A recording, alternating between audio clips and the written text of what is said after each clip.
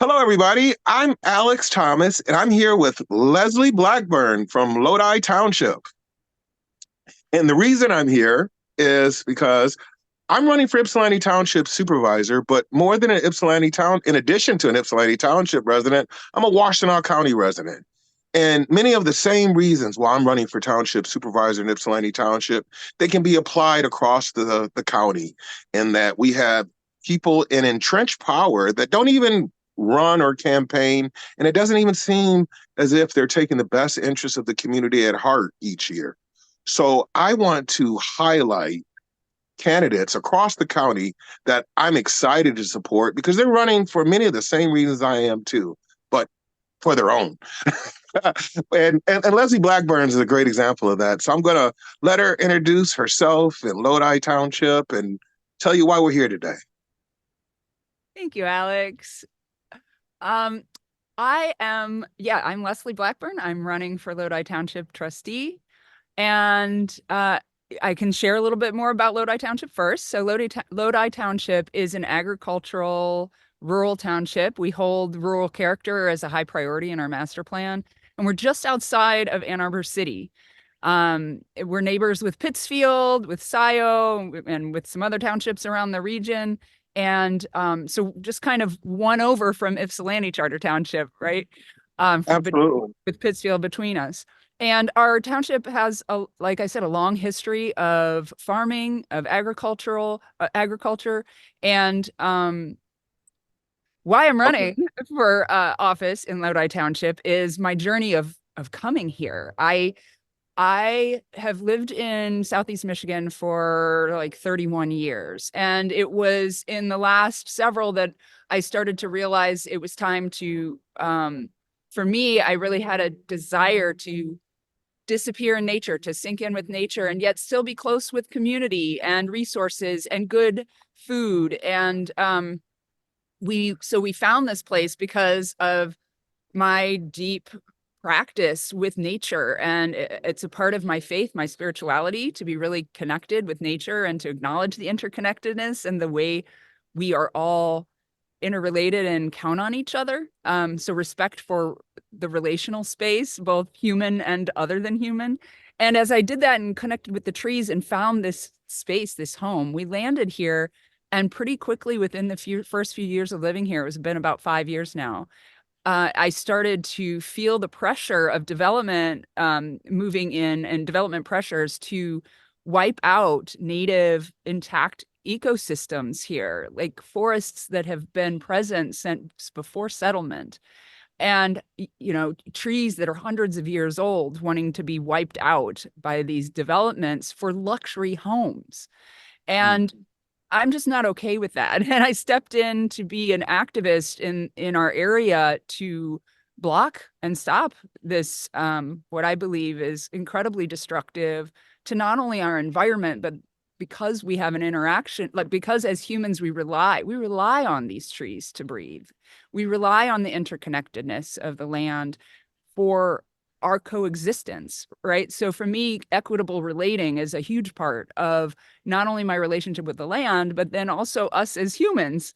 And equitable relating is something I don't see done so well sometimes in our greater society. So the township and the trees called me in, and then once I got here, I really woke up to seeing that like my next level of what I call care for community, it was time. And last year, as I realized I was already doing the work, I decided to make a choice to also run to get the vote. All right, I'm so glad that you did, and thanks for adding to my vocabulary because I 100% agree with that equitable relationship and equitable relating. That's here in Ypsilanti Township. Well, I want to stay on Lodi. Since it's like that, I want to stay on Lodi. You're allowed to But bring in Ipsy. well, we have such a large in Ypsilanti Township, and we get conflated with the city of Ypsilanti so much, and we are 7.5 times larger geographically, and there's a huge component of rural area. And with that entrenched leadership that we've had in the past, they aren't into equitable relating. So just learning more about Lodi Township and what you've been experiencing and taking some notes. I can't wait to share off camera more and going forward. Um, Right. now with it's Lodi Township, 7-member board of trustees. We've passed the filing deadline. When I first met you, there were some other people that were considering. Do you have a slate or some other people that you're running with in Lodi Township? Yeah, we have a group of us I call allies. We haven't really named the specifics of how we're doing this together. We're certainly allies. And Mhm. the six of us are four trust candidates for trustee and a candidate for supervisor and a candidate for clerk. And it really was kind of cool how it all emerged over this time. But I'm proud to say that we are engaged in how do we do this together. And as we moved towards that filing deadline, we're surprised, frankly, to find some other candidates coming in also to oppose. And we are now, with the two additional Democratic candidates, we will have a Democratic primary. And there's also four Republican candidates. So 10 total for trustee. So of the seven Lodi Township board, there's a supervisor, a clerk, a treasurer, and then the four trustees. And I'm running for one of those four at-large positions along with three other allies. All right. You want to say their names? Sure, this is Eric Roberts, or Eric Roberts is running for clerk. Hmm. Um, Finn Roberts is running for trustee. Steve Marsh, Alex Metelsky, and myself. Did I get us all? Steve Marsh running for. Steve Marsh is running for trustee. Mhm. Alex Metelsky, myself, and Finn Roberts. So those are the four running for trustee. And then we Okay. also have Barry Waldron running for supervisor and Eric Roberts running for clerk. Okay. Great. Great. And I wanted to get those names in there because I'm sure, like in Lodi Township, here in Ypsilanti Township, you have the same regular people that regularly run, so they have that name recognition and built-in advantage. People recognize the name but have no clue of what they've done or what harm they've caused or anything. So, Yeah. an opportunity to uplift some real community people that have the community's interest at heart and equitable relationship with the land. That is very exciting. That's very exciting. Yes. Yeah. Um, something you just said sparked something. Let me just take a breath with that. Community people. Yeah, community people and not knowing the harm that's creating. Like, so what I want to name is as we launched, a few of us launched back in early April. And when we had our gathering with the community, we had so many people come in, and I had people shaking my hands and looking me in the eyes and going, thank you for finally offering us a choice. You know, we've been in Lodi Township, there's basically been unopposed slate of seven Republicans that never needed to campaign. They were unopposed and they ran and have been, some of those folks have been there for decades. Mhm. And what I think that has maybe unintentionally created or intentionally created is this sort of like, um, field of behavior like, hey, we're here, we didn't even have to do anything to get here, we Mhm. don't have to be accountable. And there's definitely been instances of very aggressive behavior from township officials to the public, demeaning. And it's hard to, as a public member, and I know I've experienced this myself when I first moved to the township, I would show up and try to speak up in a meeting and not know, frankly, I had to do a lot of learning, like to know my rights and to know what I was allowed to do. Mhm. And I'm new at this, like from that time frame. This was like 5 years ago, and stumbling around because of how harsh and how hard it was. It was there's no respect. There was no, again, equitable relating or care of like, hey, here we are as a board, which is what I want to hold. Here we are as a board. You all elected us. We are your public servants. I am here to change the way we're relating on that board and hold certainly kind, equitable fairness, and transparency, but also in a way that's like respectful and listening. And even if we have different points of view, which is going to happen, we can still meet that with care. and with honesty and authenticity and consistency and reliability. That's Yeah. another thing that's missing is people would come in, try to get information, want to do their best to comply with an ordinance or something else, and then bump against that sort of like, I can't understand what I'm reading, I need help. And all they get is like, go read it and do it, instead of some guidance or some mentorship or some, maybe we need to rewrite the way these things are written so that they can be more accessible. All of that I am holding as firm that I want to make a change. And some of it in our township, frankly, is quite simple.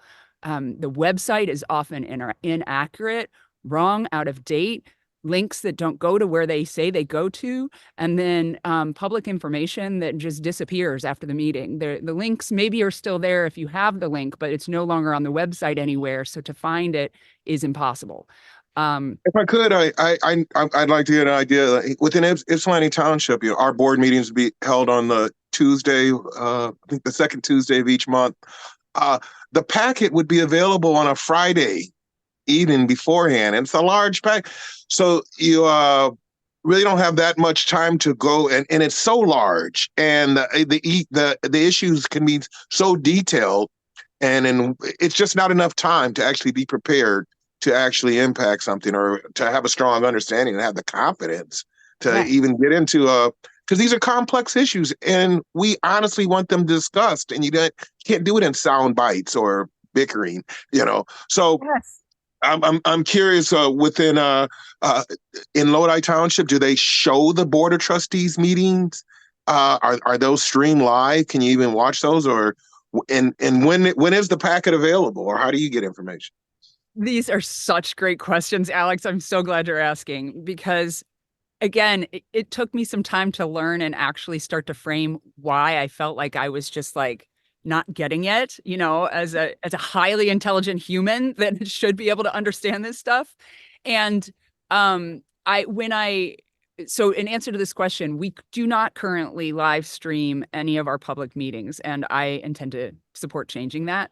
Um, we also do not, like, other than an official public hearing that has to be noticed by state, requirements. But the state requirements are so archaic that the public hearing noticing is actually around like mailing a snail mail letter to the like, if you're talking about a property, then any property within the 300 feet radius around or whatever then has to be mailed, and then they have to also post it in the local newspaper, which has meant for us the Sun Times. And frankly, the process of trying to find them, once I sorted it out and got a little bit simpler, there's no notification. You have to go, basically, I check once a week. I check a link once a week. Mhm. But at the moment, Sun Times has changed their format and it's completely failed. So for now, there's no way the public can actually get those public notices. And they post it on their website, but again, there's no way to subscribe and get like, hey, I know when you posted something. So you have to go in regularly and just scroll the website. So let's say you finally get that information and now there's a public hearing. The information is often very difficult to find if it's posted in advance at all. But let's just say regular course of business, not public hearing, just like a board meeting. Mhm. There is no a board meeting or a planning commission meeting. Those packets aren't publicly available, or at least not easily publicly available. You have to, and I just learned this myself, you can do a FOIA request, a Freedom of Information Act. So I'm going to Wow. name this because a lot of people don't even know about this. It's new to me. Freedom Mhm. of Information request. So you do a FOIA request and you can ask to subscribe to the planning commission or the town board packets and get those in advance. But the only way to do that is to do a FOIA request via email to the clerk, and then they get emailed to you when they go out to the board and the planning commission, respectively. And that is the same thing. It's like the Friday before a Tuesday meeting. But until we got to the point of like, that was never presented to me as an option by the township. That was a learning that I learned, frankly, through Eric's skill of knowing a lot about township board and governance. And so I've learned a lot about it It just through. seems outrageous, though, for a resident to have to take the active step of a Freedom of Information Act request to get basic information about a planning meeting or commission meeting that's coming up. It is. That's ridiculous. Democracy, rule by the people. The people can't rule if they don't have information, and you're so right on when you say it's archaic. I growing up in Ypsilanti Township, we had a newspaper until the early 90s. And that would have been an effective way. I mean, most people read the paper. You got the paper every day. There was a collective narrative for everyone to see themselves in. And that was a different America 40 years ago. So to talk about a public notice in the newspaper, I don't even know what the Sun Times, what areas does that cover? It seems to cover Dexter, Chelsea, Saline areas. And I've actually communicated with them because I have a little bit of concern as they've restructured their website that they're lumping Lodi Township under Saline. And the truth is, Lodi Township includes Ann Arbor addresses with Ann Arbor Public School System, as well as Saline and Saline area school systems. And so what they're telling me is I'm going to have to go to the Saline area to find Lodi Township when it's actually reversed. Lodi Township is the large picture. Saline is a city. Granted, it's not a part of the township, but geographically it's encompassed inside, right? So yeah. Sister, I'm right with you. That's maybe this could be helpful. What I like to tell people, like we have 50 states in the United States. In Washtenaw County, we have 28 different municipalities. And, when you're on Ohio, you're in Ohio. You're not in Michigan. When you're in Lodi Township, you're in Lodi Township. You're not in Saline.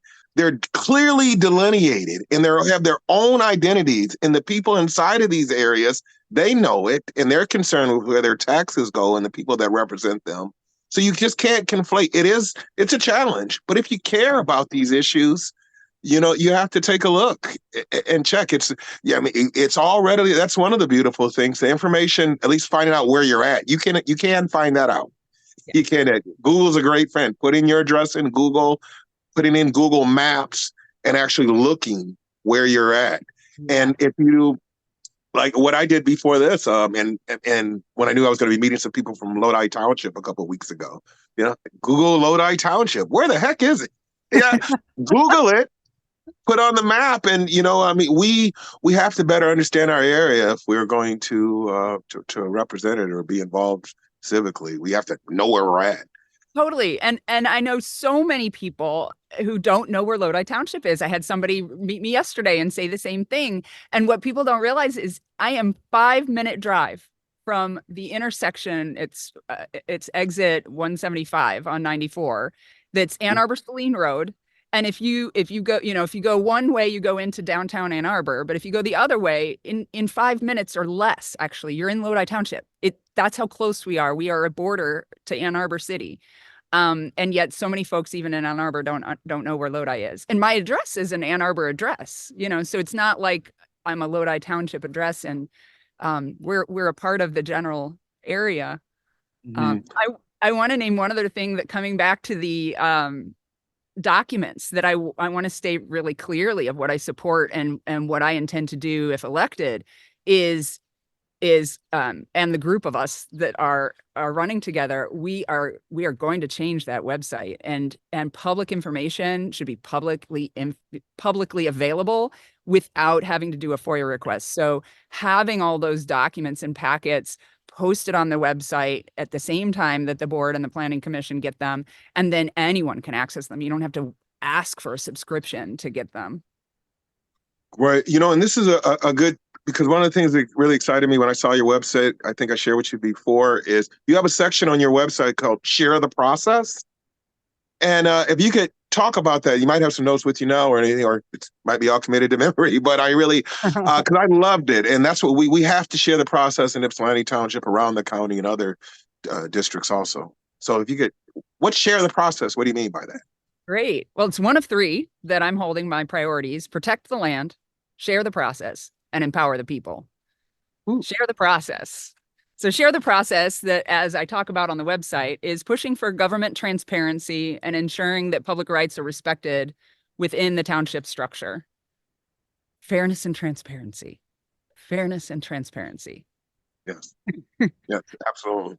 Improve the communication and collaboration with the residents, overhauling the website, like I just talked about, clarifying these public noticing, changing the public noticing processes, improving the public noticing processes, prioritizing fairness and transparency in governance. And that includes, right now it's mentioned at some of the meetings that meetings are being taped for the purposes of minutes only.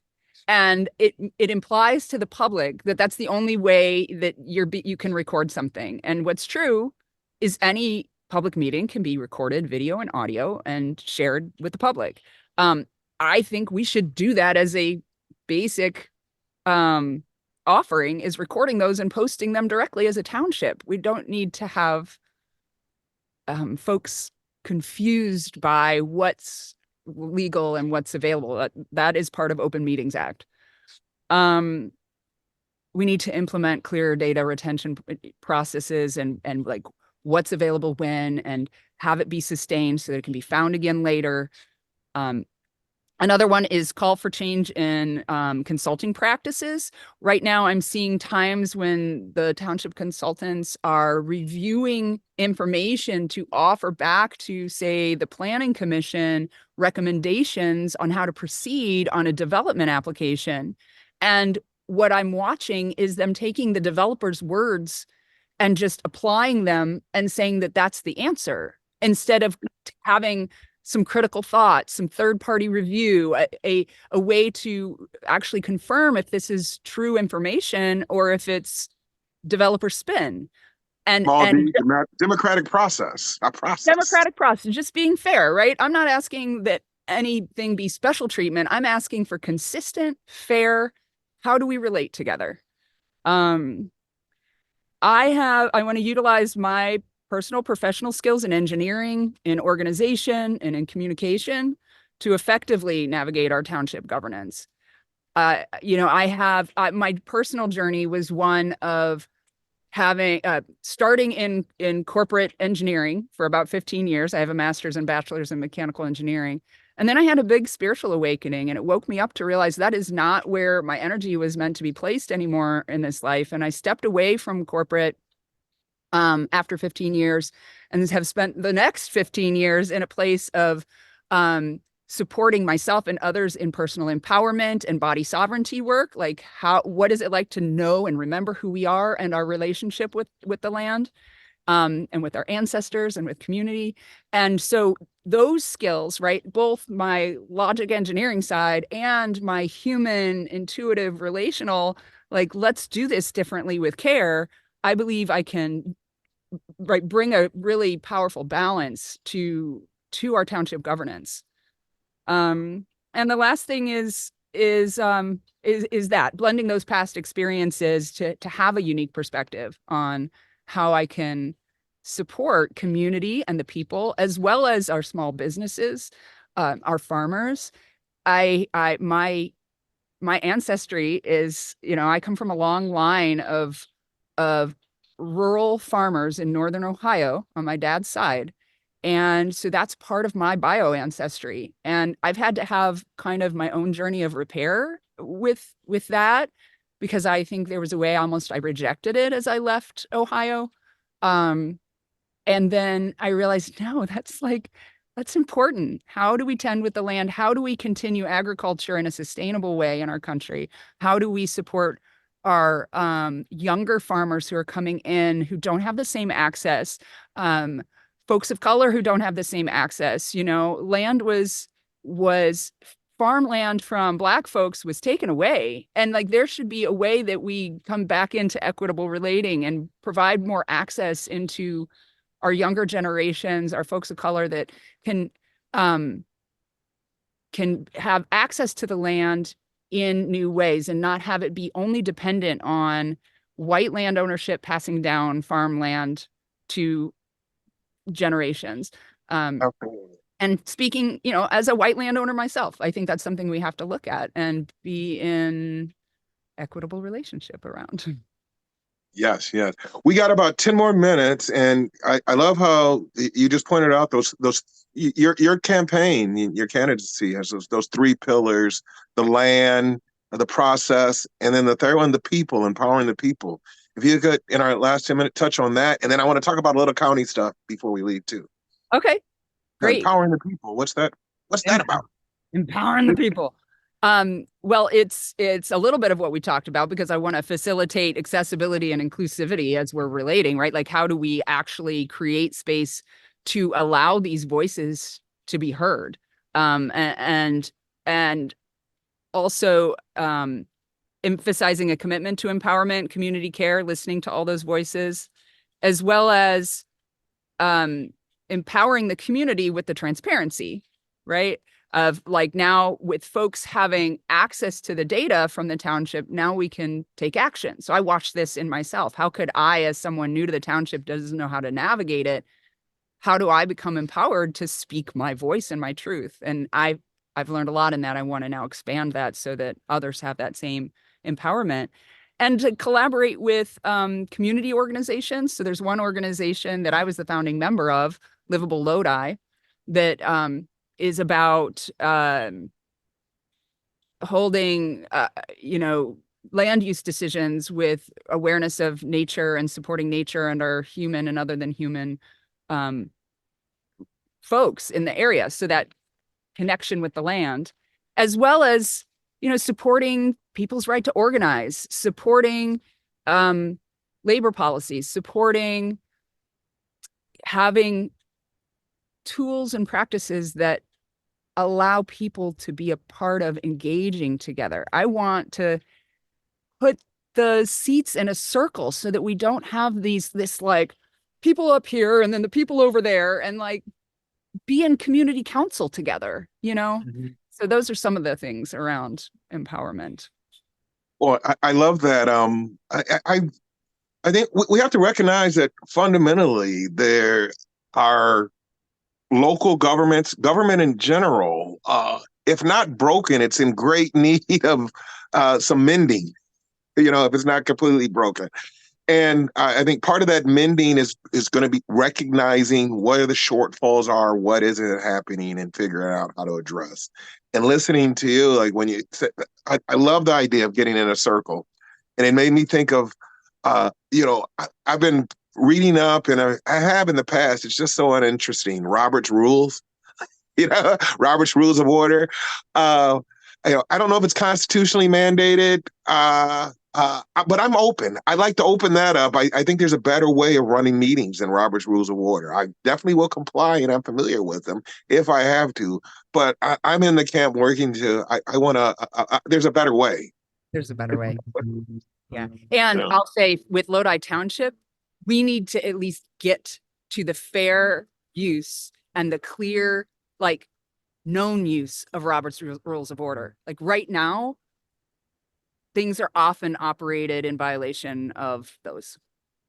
And Not so even. just to get us that far in Lodi Township would actually be an improvement. And then I'm right with you. I think there are other ways that I've been a part of as I've been in community building and, like I said, care and community. Like there are ways we can create a new culture in this world of how do we relate together and how do we organize and govern. And yeah, at a minimum, we need to be fully aware of all the power within the Robert's Rules of Order that isn't always seen. And recognize that the township board is not a dictatorship and one person doesn't get to own the whole thing. Yes. And it changes. Yeah, this sense of entitlement that our local leaders have, there's a sense of entitlement that's definitely undemocratic, and it definitely doesn't engender any kind of transparency or an informed public. Um, County level, one of the things that's hid in Ypsilanti Township and which not understood is the breakdown in communication between township government and county government.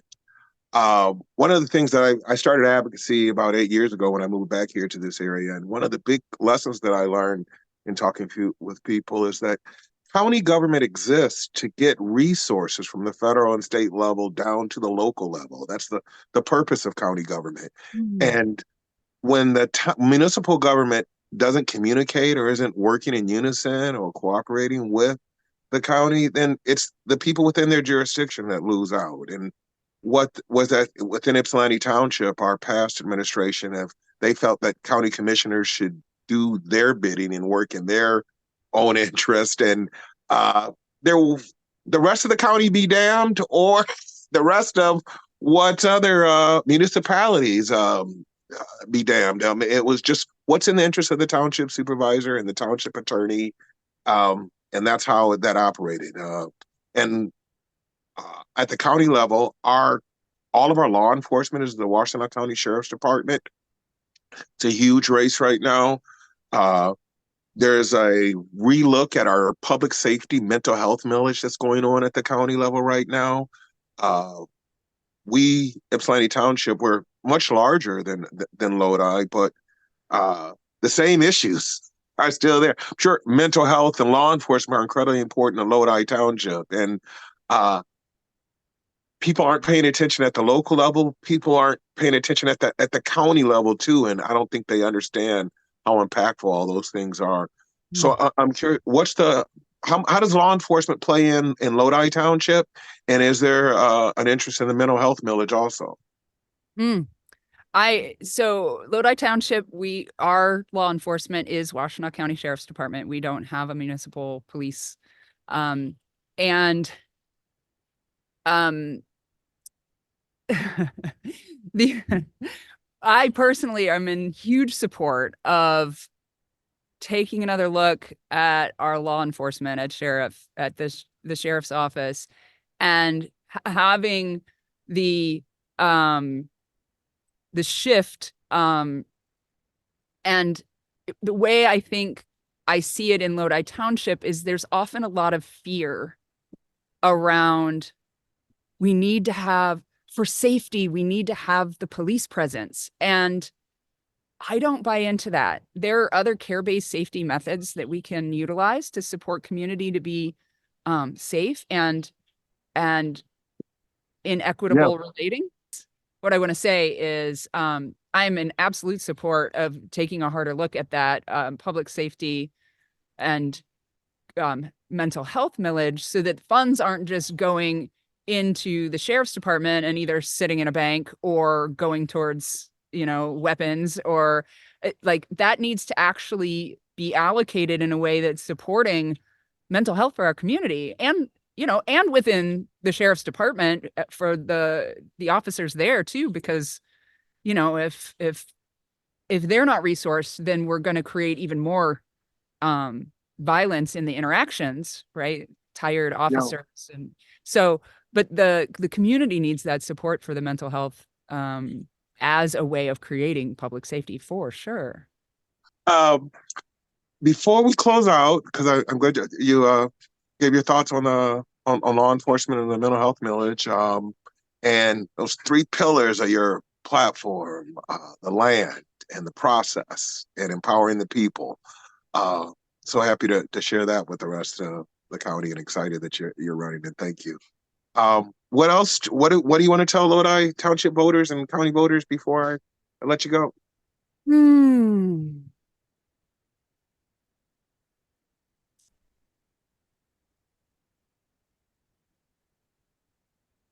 I think what I want to share is that I really encourage Lodi Township and our voters to take a look at this crew of six folks and vote on August 6th. We will have a primary for the trustee positions, and we're gonna need help. We need help to get the word out. This township isn't used to having alternatives to vote for. They've been unopposed candidates for years. And our township votes blue and has had the chance, when we have ever had the chance to vote blue since 2018, those candidates have won. And I want to be um, I really bring a lot of authenticity and realness and a lot of skill. And, when I first realized I was going to do this, I'm like, okay, show me how I'm going to, I will do this, but show me how I'm not going to be alone. I need support. And that support includes candidates. They've shown up, and the support includes community to help support us get the word out. So, wow, we need some volunteers for knocking on doors and helping us get mailers out. So please do reach out. My website, leslieforlodi.org. You can donate there. We need some funding to support getting mailers out and staff. It's important to me to pay campaign staff. I want to support the folks that are helping us. And yeah, so we could use your vote on August 6th and donations and volunteers. Well, thank you so much, Leslie. And people out there, go to her website, give her some money, donate. Definitely. It is pitching this battle against entrenched power and people that are developer connected and people that are just privilege and power connected. It's expensive and it's tough. So make sure you support Leslie Blackburn, go donate, pay attention, and we can win. We can beat this. Thank you so much, Leslie. Thank you, Alex.